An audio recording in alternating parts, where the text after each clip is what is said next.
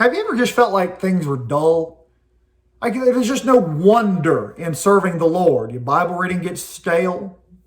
Your prayer life is cold, non-existent, stale, stagnant. Singing, going to church. I mean, all of these things that used to mean so much to you as a Christian, and it just gets stale and cold, dull. What do you do when you lose your edge or when it just gets dull? Our friend, Mr. Will Allen, has given a fantastic lesson on this very subject.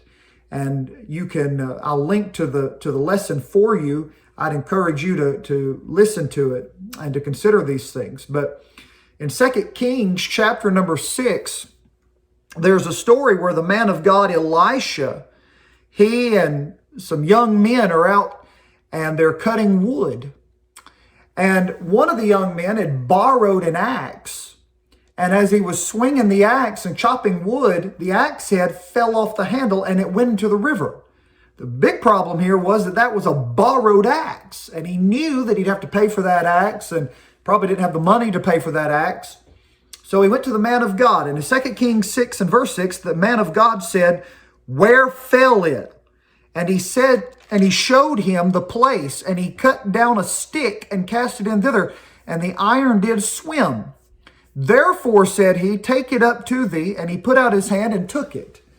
Now think of this. The axe head falls into the water, sinks to the bottom, obviously, can't find it in the murky waters. So he cries to the man of God. The man of God casts in a stick, and the iron head floated up to the top miraculously.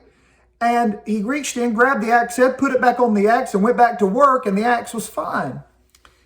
In other words, God gave this young man his edge. He gave him back his edge. May I say to you and me, God knows how to restore the sharpness and the freshness to your Christian life. Maybe you've heard the chorus or sung the song, "I have never lost the wonder of it all." I've never lost the wonder of it all. It's one of Alfred Smith's songs. I've never lost the wonder of it all. Sometimes, though, it does feel like I've lost the wonder of it. I was kind of complaining to a dear friend of mine recently, and I said to him, I feel like I've just grown dull in the Christian life, stale, stagnant, my prayer life, Bible study, all these things. And this was some practical advice he gave me, and I'll share it with you, and it has helped me. He said, make you a list of the Bible verses that God has used in your life. I mean, the most precious, wonderful things that God has personally used in your life. Write them down on a piece of paper. And then take one of those verses a day or however often and write it out on paper and pray over that verse and actually write your prayer out to God on that paper. Written prayers are biblical. You can read so many written prayers in the Psalms, but write them out to God and just think through that verse, pray through that verse, thank God for what is written in that verse, and just see how the Lord strengthens and sharpens you. And I'm going to tell you, that has been a help to me. It is a help. I want you to know, your Christian life does not have to be dull. Now, it can get dull, but it doesn't have to stay dull.